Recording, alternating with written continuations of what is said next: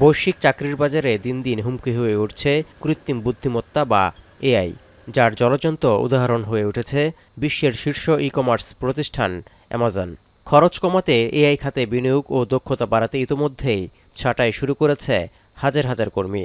এবার বছরের শুরুতেই ঘোষণা দিল ১৬,০০০ কর্মী ছাঁটাইয়ের। ২০২৫ সালের অক্টোবরে ১৪,০০০ কর্মী কমানোর ৩ মাসের মাথায় এ নিয়ে কর্মী ছাঁটাইয়ের সংখ্যা দাঁড়াচ্ছে ৩০,০০০-এ, যা ৩ দশকের মধ্যে মার্কিন প্রতিষ্ঠানটির সবচেয়ে বড় চাকরি ছাঁটাই। এমনকি ২০২৩ সালে ২৭,০০০ কর্মী ছাঁটাইকেও ছাড়িয়ে গেছে। বর্তমানে প্রতিষ্ঠানটিতে কর্মী সংখ্যা ১৫ লাখের বেশি, যার মধ্যে কর্পোরেট কর্মীর সংখ্যা প্রায় ৩.৫ লাখ। হিসেব করলে দেখা যায় ৩০,০০০ কর্মী ছাঁটাইয়ের সংখ্যাটি কর্পোরেট কর্মী সংখ্যার প্রায় ১০% সমান।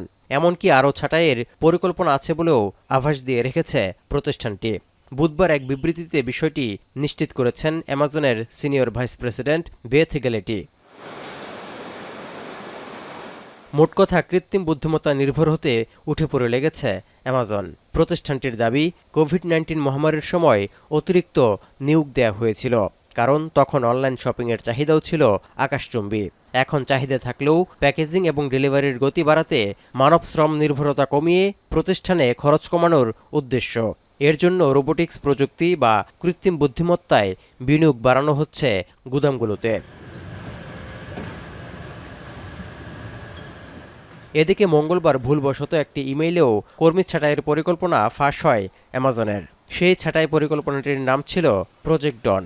অ্যামাজনের ওয়েব সার্ভিসের সিনিয়র ভাইস প্রেসিডেন্ট কলিন অব্রের লেখা ইমেইলটিতে বলা হয়, যুক্তরাষ্ট্র, কানাডা ও কোস্টারিকা থেকে কিছু কর্মী ছাঁটাই করা যেতে পারে। খসড়া পরিকল্পনাটি ভুলবশত কিছু কর্মীর কাছে যেতেই দেশগুলোতে থাকা হাজার হাজার অ্যামাজন কর্মী চরম অস্থিরতায় সময় কাটাচ্ছেন।